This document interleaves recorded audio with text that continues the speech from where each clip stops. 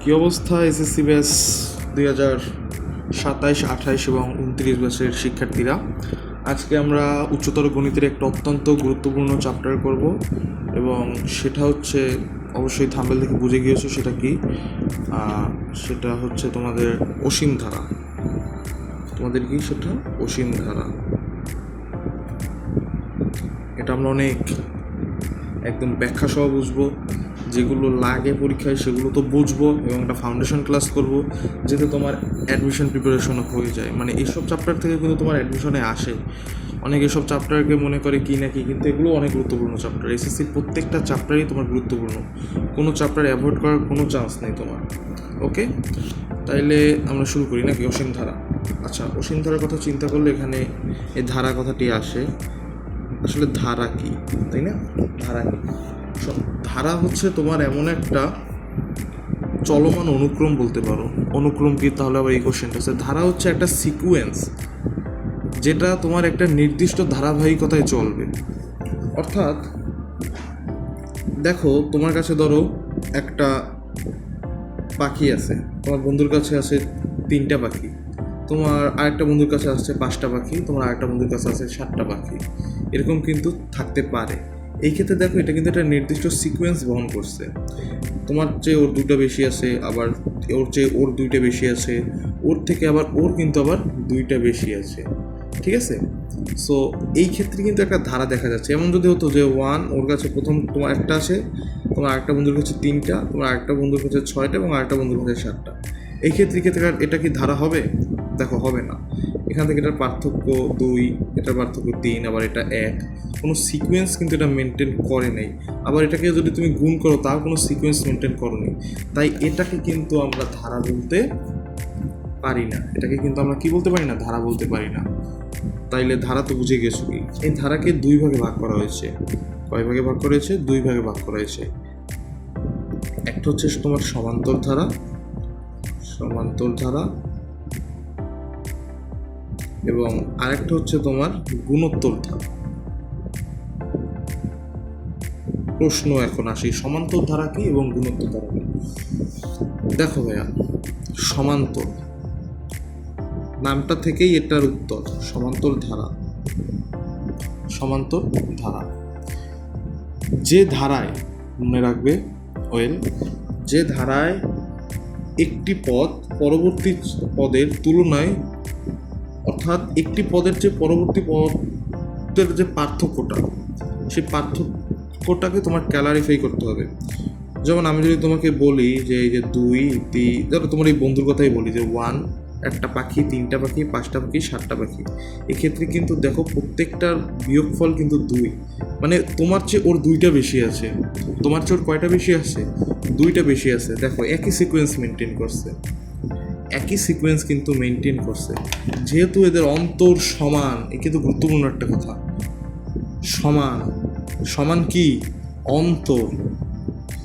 এই সমান এবং অন্তর মিলেই তৈরি হয় সমান্তর, এবং এই অন্তরটা যখন একটা নির্দিষ্ট ধারাবাহিক প্রক্রিয়া চলতে থাকে, তখন তাকে বলে সমান্তর ধারা।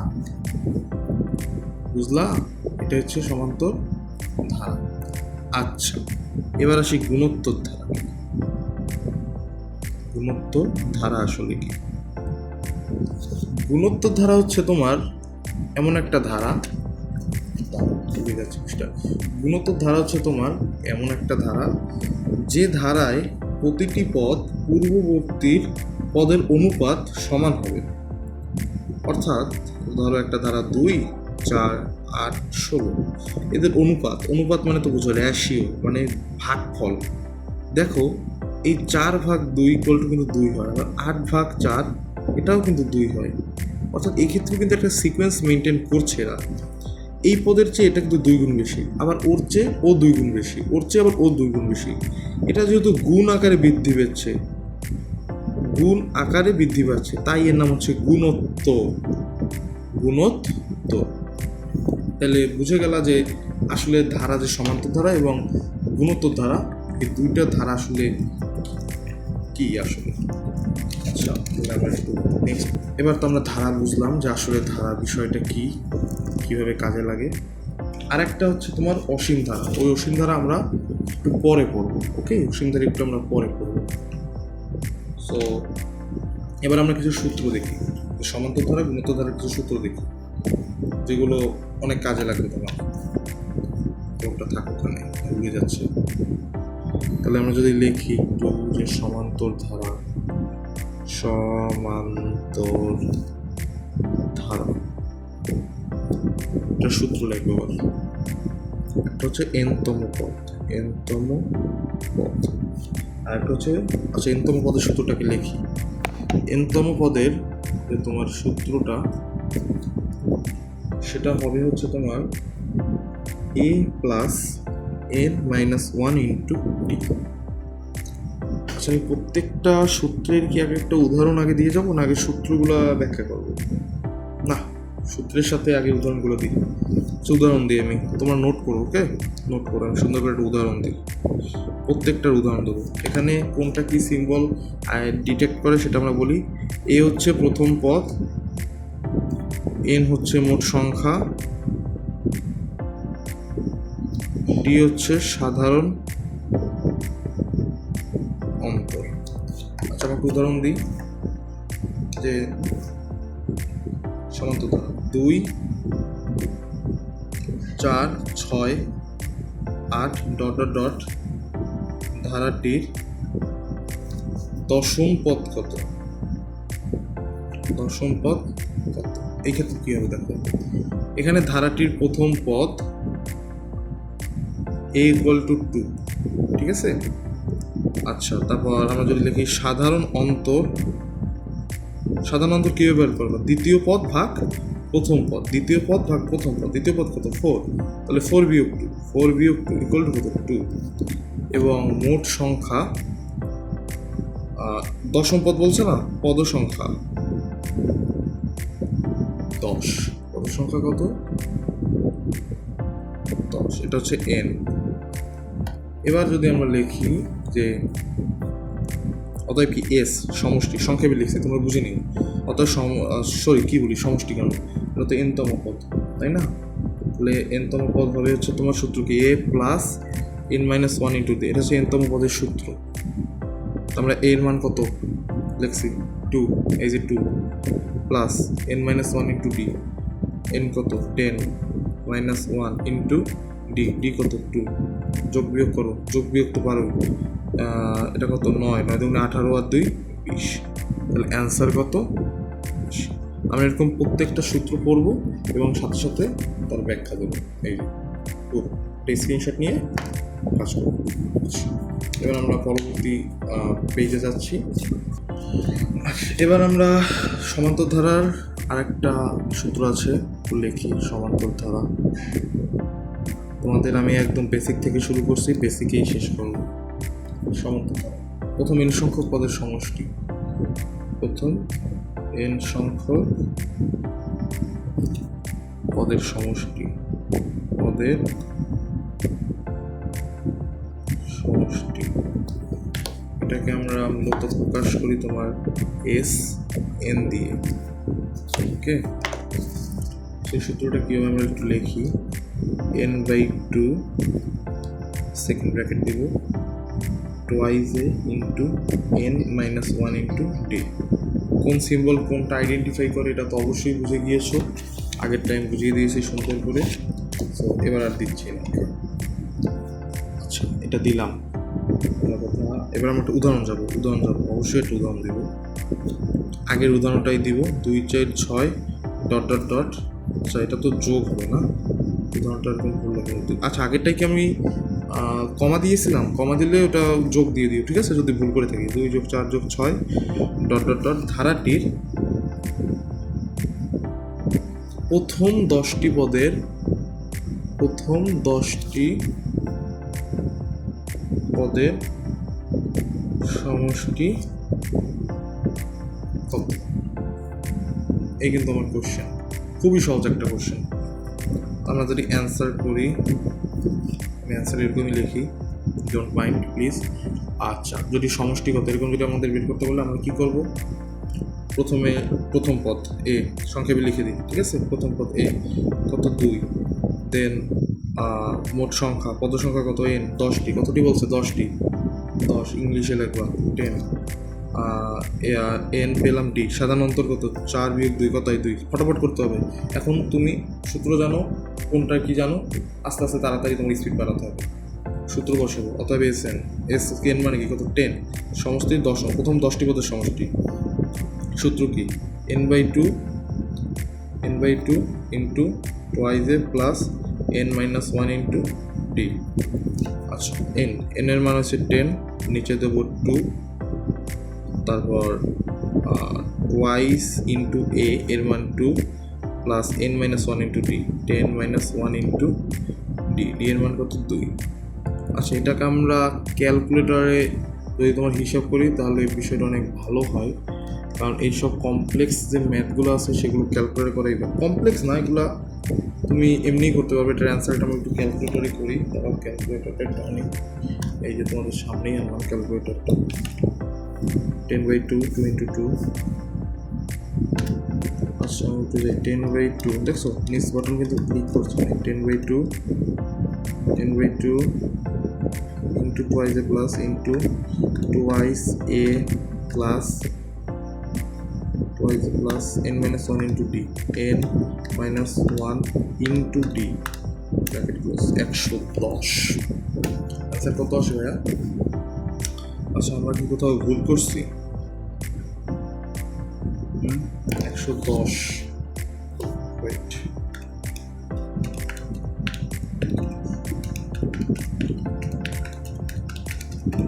না ঠিক আছে 110 তাহলে অ্যান্সার এইটাই আচ্ছা নেক্সট পেজে দিই যদি মনে করো যে গুণোত্তর ধারা কঠিন এটা তোমার গোল গুণোত্তর ধারা আমরা অনেক আস্তে আস্তে শেষ করছি ঠিক আছে আমি চাইলে এগুলো অনেক তাড়াতাড়ি শেষ করতে পারতাম সো কিন্তু আস্তে আস্তে আমি শেষ করতে চাইছি গুণোত্তর ধারা n তম পদ দেখাচ্ছে না n তম পদ সূত্র কি ভাইয়া n তম পদ a two the power n-1 এ কি তুমি জানো আমি শুধু আরটা লিখে দিচ্ছি আর হচ্ছে সাধারণ অনুপাত অবশ্যই আমরা একটা উদাহরণ দিব এবার গুণোত্তর ধারার ক্ষেত্রে কিন্তু আমরা ওই যে 2+4+6 দিতে পারবো না কারণ এটা তো অন্তর বসাই গুণোত্তর ধারার ক্ষেত্রে আমরা এরকম একটা উদাহরণ দিতে পারি 8+16 প্লাস ধারাটির দশম পদ কত এরকম কিন্তু বলা যায় সো এই ক্ষেত্রে আমরা যদি এটা অ্যান্সার করি প্রথম পদ 2 সাধারণ অনুপাত আর কীভাবে বের করবে দ্বিতীয় পদ ভাগ প্রথম পদ 4/2 কত হয় 2 হয় n সমান কত 10 জাস্ট n সমান কত 10 এই এবার জাস্ট আমরা উত্তর করবো উত্তর কী হবে আর কত দশম পদ বলছে না তো দশম পদ সমান কত a two the power n-1 এই এর মান কত 2 ইন্টু আর এর মান কত 2 ইন্টু n এর মান কত 10-1 তাহলে 2 into 2 two the power 9 2 into 2 two the power 9 2 into 2 two the power 9 2 into 2 two the power 9 1024 answer এটা কিন্তু ইন্টু এবার দশমিক বুঝো না 1024 অ্যান্সার আচ্ছা আরেকটা টপিক আছে আমাদের লাস্ট সেটা হচ্ছে n সংখ্যক পদের সমষ্টি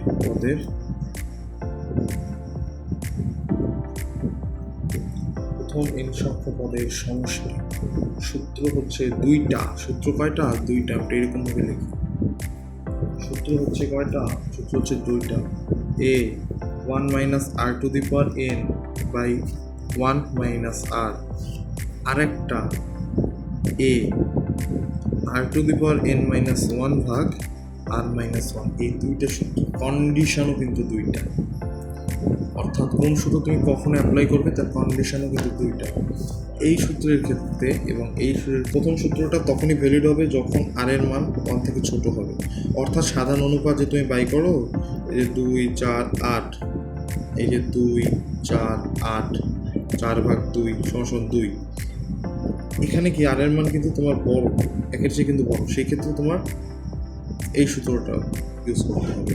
এবং আর এর মান যদি তোমার এরকম 1 হয়, 1 থেকে যদি ছোট হয়, হাফ, যে কোনো কিছু হতে পারে, হাফ, 1/4, এরকম যে কোনো কিছু দেয়, তাহলে এই সূত্রটা হবে। সো এই দুইটা সূত্র কিন্তু মাথায় রাখতে হবে এবং এই দুটো সূত্র দিয়ে তোমার অঙ্ক করা শিখতে হবে। আমি দুটো উদাহরণ দিয়ে এটাকে ক্লিয়ার করার চেষ্টা করছি।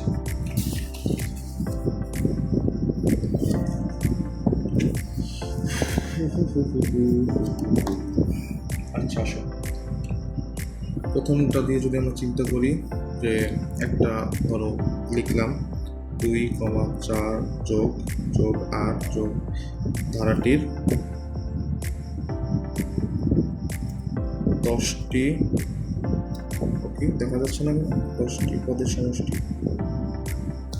10টি পদের সমষ্টি কত? কী করবে? a⁻n-1, এবার তাড়াতাড়ি লিখতে হবে, এখন আর আসতে কোনো টাইম নেই এখন, কারণ এখন তো সবই পাবে, ধরে নিচ্ছি। এর মান কত? 2। আর এর মান কত? 4/2, কোথায় 2, n কত? 10 বিয়োগ 1, নিচে আর এর মান কত? 2 বিয়োগ 1, 2⁻9-1, কোথায়? 1024, 2048, 2047, 2 কত কিছু লাগে ভাই, তাড়াতাড়ি করলেই তো হয়ে যায়। 2⁻10-1, 2046, তা হচ্ছে 2046, এই সেটটা আছে।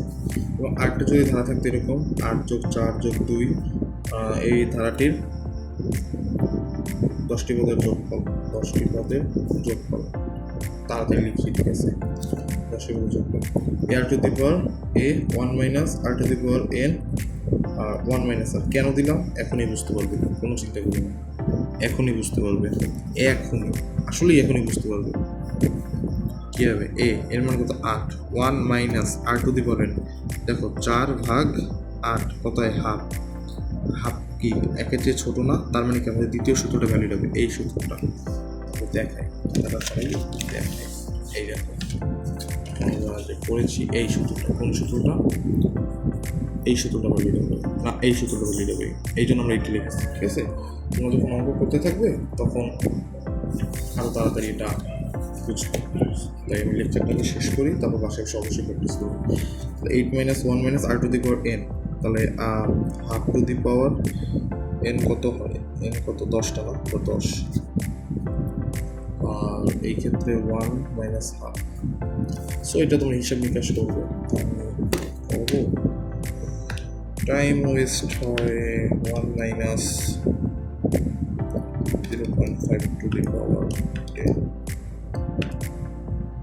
আর 0.5, এর আনসার আছে 15.98। আলটিমেটলি এটা কিন্তু একটা গুণোত্তর ধারা, এটার অসীমতর সমষ্টি কত আসবে জানো? 16। কীভাবে বুঝলাম? অবশ্যই শিখে দেবো, কারণ আমি আস্তে আস্তে শিখাবো। সো এটাই ছিল আজকের ভিডিও, লেকচার 1। এখানে তোমরা মূলত সূত্রের যে ব্যাখ্যাগুলো এগুলো পেলে, এবার আমরা পরবর্তী লেকচারে যে অসীম ধারার যে মূল যে সূত্রটা, অসীমোত্তর সমষ্টি নির্ণয়ের, ওই সূত্রটা আমরা একদম বেসিক সহকারে বুঝবো, সূত্রটা কীভাবে আসে, কীভাবে কাজ করে, কেন হয়, অথবা যে ধারার মান আর এর থেকে বড়, মানে 1-এর বেশি আর এর মান, সেগুলোই কেন হয় না, কেন যেগুলো আর এর থেকে ছোটো সেইগুলোর ক্ষেত্রে এই সূত্রটা প্রযুক্ত হয়, মানে অসীমোত্তর সমষ্টি, এই যে a/1 - r, এইটার একদম আমরা গোষ্ঠী ষষ্ঠী করবো, ঠিক আছে? সো ভালো থাকবে, চ্যানেলটিকে সাবস্ক্রাইব করে পাশে থাকো।